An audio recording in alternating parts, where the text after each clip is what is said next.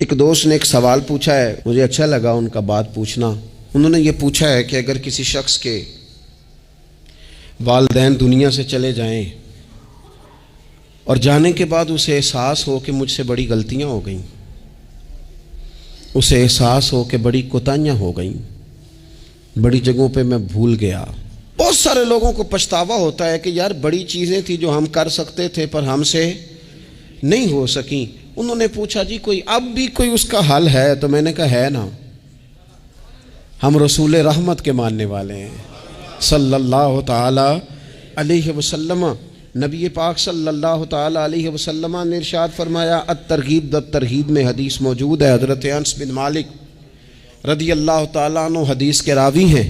اللہ کے پیارے حبیب علیہ الصلاۃ والسلام نے فرمایا، جس بندے کے والدین یا دونوں میں سے کوئی ایک انتقال کر جائے اور وہ معاذ اللہ ان کا نافرمان ہو، تو فرمایا پھر ان کے لیے دعا کرتا رہے، استغفار کرتا رہے، کرتا رہے، کرتا رہے، کرتا رہے، امید ہے اللہ اسے نیکوکاروں میں لکھ دے گا، وہ فرما برداروں میں آ جائے گا۔ شرط یہ ہے کہ وہ ان کے لیے استغفار کرے، دعائے مغفرت کرے، اب ان کے لیے وہ اب ہی شروع کر دے ان کو یاد کرنا، اب ہی اس مقام پر آ جائے، ابھی کچھ سوچ لے، تو اللہ تعالیٰ کی بارگاہ سے کرم کی امید ہے کہ اللہ اس نے جو زندگی میں اس سے غلطیاں ہو گئی، رب اس کی ان غلطیوں کو معاف کر دے گا۔ روز استغفار کرے۔ ایک دوست نے مجھ سے ایک دفعہ پوچھا تھا کہ حضرت صاحب والدین چلے گئے ہیں، ان کے لیے کیا کروں؟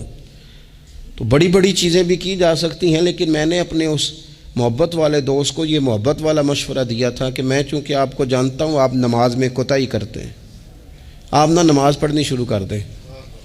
وہ کہنے لگے جی وہ تو میں پڑھوں گا، والدین کے لیے کیا کروں؟ میں نے کہا نماز پڑھیں، ہر نماز کی آخری رکعت میں کہو گے نا ربنا اغفر لی ولوالدی، کہو گے نا ہر نماز میں، تو کتنا بڑا اجر ملے گا آپ کے والدین کو۔ اور پھر وہ سارا اسلوب کہ پہلے آپ نے قیام کیا، پھر آپ نے رکوع کیا، پھر آپ نے سجدہ کیا، پھر آپ اتحیات میں بیٹھے، پہلے آپ نے اللہ کی بارگاہ کے اندر اس کی عبادت کرنے کا دھم بھرا، پھر اس کی وحدانیت کی شہادت دی، پھر اس کے محبوب پر درود پڑھا، اتنے سارے کام کر کے اب آپ نے آخر میں کہا ربنا اغفر لی ولوالدی، یا اللہ مجھے بخش دے اور میرے والدین کو بخش دے۔ تو بتائیے اللہ کتنا کرم فرمائے گا۔